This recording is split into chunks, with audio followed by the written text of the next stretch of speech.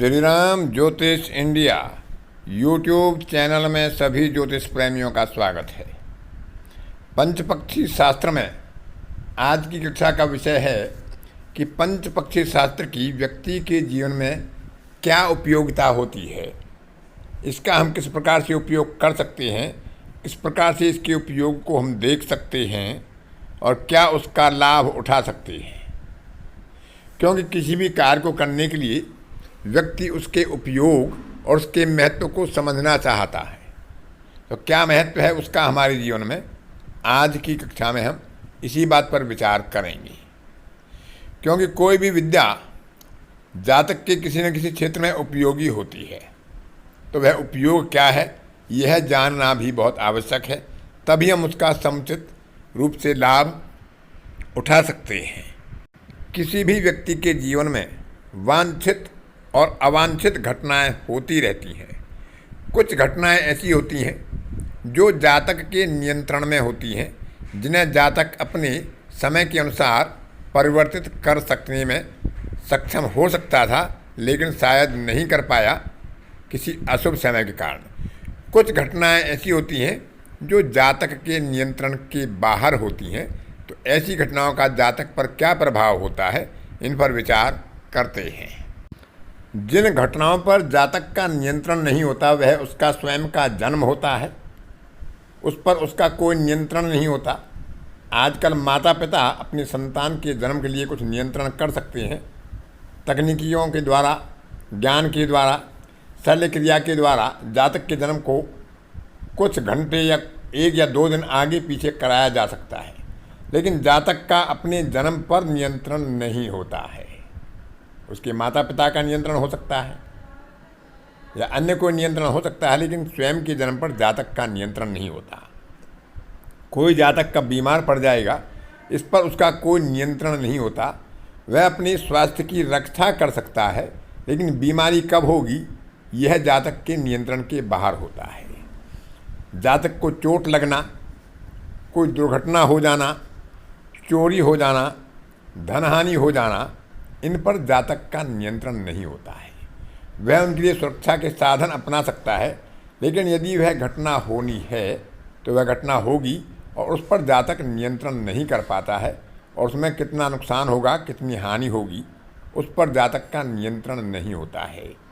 इसी प्रकार से किसी कन्या का जो प्रथम रजोदर्शन होता है उस पर उस कन्या का कोई नियंत्रण नहीं होता है।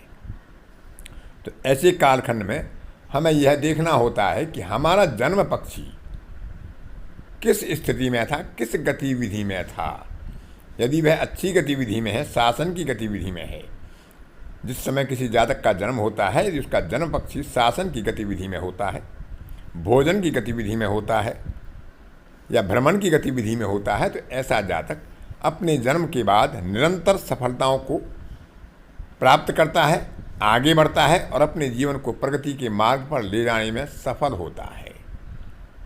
यदि उसके जन्म के समय उसके जन्म का पक्षी शयन अवस्था में या मरण अवस्था में होता है, तो ऐसा जातक अपने जीवन में संघर्षों का सामना करता है। किंचित सफलता मिलती है, बहुत अधिक सफलता उसे प्राप्त नहीं हो पाती।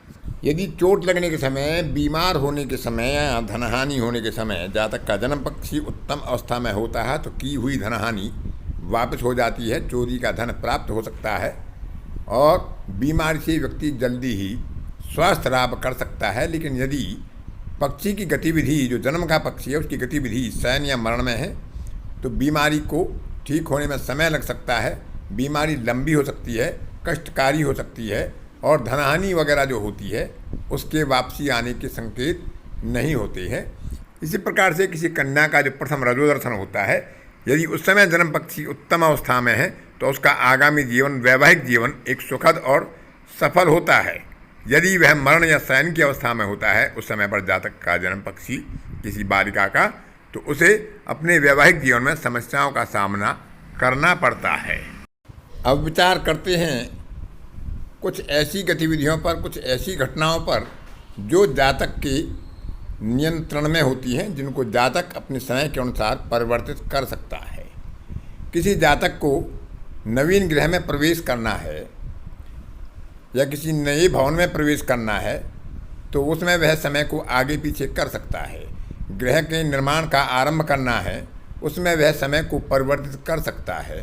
विवाह करना है, कोई कार्य आरंभ करना है, कोई नया व्यवसाय शुरू करना है, कहीं के लिए हमें यात्रा आरंभ करनी है, यात्रा पर जाना है, किसी से वार्ता करना है, वो वार्ता विवाह के लिए हो सकती है, व्यवसाय के लिए हो सकती है, किसी विवाद के निपटारे के लिए हो सकती है, या अन्य किसी कारण से हो सकती है। हमें कहीं आवेदन देना होता है, वह आवेदन नौकरी के लिए हो सकता है, वह आवेदन किसी समझौता के लिए हो सकता है, वह आवेदन किसी ऋण प्राप्ति के लिए बैंक आदि में हो सकता है, वह आवेदन अदालत आदि में हो सकता है, अपने किसी विरोधी के खिलाफ, या किसी प्रकार से हमें पुलिस में आवेदन देना होता है। तो इस प्रकार के समय को हम नियंत्रित कर सकते हैं। हम थोड़ा आगे पीछे करके अपने जन्म पक्षी के आधार पर अनुकूल समय का चयन करके कर सकते हैं। हमें बैंक में खाता खोलना है, हमें अपने बेटे या बेटी का विद्यालय में प्रवेश कराना है, हमें किसी से विवाद करना है, किसी युद्ध में जाना है, युद्ध करना है, या प्रतियोगिता करना है, प्रतिद्वंद्विता करना है, कोई दौड़ आदि की प्रतियोगिता में भाग लेना है, नवीन वस्त्र आदि धारण करना है, कोई आभूषण पहनना है, और महिलाओं को विशेषकर जो सौंदर्य के उनके सुहाग के प्रतीक होते हैं उनको धारण करना होता है। कोई मंत्री या मुख्यमंत्री या प्रधानमंत्री, या हम किसी नौकरी पर जाते हैं पहली बार और वहाँ पर ज्वाइनिंग करते हैं, या शपथ ग्रहण का समारोह होता है, उसको हम अपने समय के अनुसार आगे पीछे कर सकते हैं। हमें किसी से कोई समझौता करना है, हमें कोई हस्ताक्षर करने हैं, हमें कोई टेंडर डालना है, इसको हम विचार कर सकते हैं। यह हमारे अपने नियंत्रण में होता है। हमें शेयर सट्टा आदि में पैसा लगाना है, निवेश करना है, वह हमारे हाथ में होता है। उसके अनुसार हम समय को आगे पीछे कर सकते हैं। हमें कोई क्रिया विक्रिया करना है, इस प्रकार की अनेकों घटनाएं ऐसी हो सकती हैं जो हमारे नियंत्रण में होती हैं। तो यदि उस समय पर हमारा जन्म पक्षी उत्तम अवस्था में होता है तो हमें उनमें अच्छा लाभ प्राप्त होता है। यदि हमारा जन्म पक्षी अशुभ गतिविधियों में होता है, शयन या मरण की गतिविधि में होता है, तो उसमें हमारी सफलता संदिग्ध हो जाती है। जैसे हम आवेदन देते हैं कोर्ट में अपने किसी प्रतिद्वंदी के खिलाफ, यदि हम उत्तम गतिविधि की अवस्था में, जब हमारा जन्म पक्षी शासन में हो, भ्रमण में हो या भोजन में हो, तो हमें उसमें सफलता के अवसर बढ़ जाते हैं, बशर्ते कि हमारे प्रतिद्वंदी का जन्म पक्षी उस समय कमज़ोर अवस्था में हो। हम शेयर आदि में निवेश करते हैं, तो यदि हम अपने जन्म पक्षी की शुभ गतिविधि में निवेश करेंगे तो वह हमारा निवेश आगे वृद्धि को प्राप्त होगा। यदि हम अशुभ गतिविधि में, शयन या मरण की गतिविधि में, शेयर आदि में निवेश करते हैं, बैंक आदि में निवेश करते हैं, एफडी आदि में निवेश करते हैं, तो हो सकता है कि हमें वह धन बीच में निकालना पड़े, या हो सकता है कि हमें उसमें अच्छा लाभ प्राप्त ना हो, और ये हो सकता है कि शेयर आदि में हमें वहाँ नुकसान भी उठाना पड़ सकता है। यदि हम किसी कार्य के लिए शपथ ग्रहण करते हैं मंत्री आदि के रूप में, तो यदि वहाँ पर हमारा जन्म पक्षी शयन या मरण की अवस्था में है तो हम अपना कार्यकाल पूरा नहीं कर पाते हैं। यदि शपथ ग्रहण शासन की अवस्था में हो, भोजन की अवस्था में हो या भ्रमण की अवस्था में हो, तो ऐसे काल में जातक अपना शपथ ग्रहण करने के बाद अनेक समस्याएं आने के बाद भी अपने कार्यकाल को पूरा कर पाता है। इसी प्रकार विद्या आरंभ, यदि उत्तम मुहूर्त में पक्षी की उत्तम गतिविधि में विद्या आरंभ किया जाता है तो जातक अच्छी विद्या प्राप्त करने में सफल होता है, उसे बाधा नहीं आती हैं। हमें किसी से वार्ता करना हो, विवाह करना हो, तो उस समय हमें अपने जातक के जन्म पक्षी को विचार करना चाहिए कि वह अच्छी गतिविधि में है, ताकि उसे अच्छी सफलता प्राप्त हो सके। हमें कोई गृह आरंभ करना है, गृह का निर्माण करना है, तो अपने जन्म पक्षी के आधार पर हमें शयन या मरण की गतिविधि को त्याग देना चाहिए। जब हमारा जन्म पक्षी शासन अवस्था में हो, भोजन अवस्था में हो या भ्रमण की गतिविधि में हो, तभी हमें ऐसे कार्य आरंभ करने चाहिए। हमें कहीं यात्रा पर जाना है तो यात्रा हमारी सुखद हो, लाभकारी हो, तो हमें अपनी जन्म पक्षी के गतिविधि का विचार कर लेना चाहिए। तो इस तरह से अनेकों और घटनाएं हो सकती हैं जिनमें हम अपनी जन्म पक्षी की शुभता और अशुभता का विचार कर सकते हैं। बहुत सी घटनाएं जातक के जीवन में होती हैं।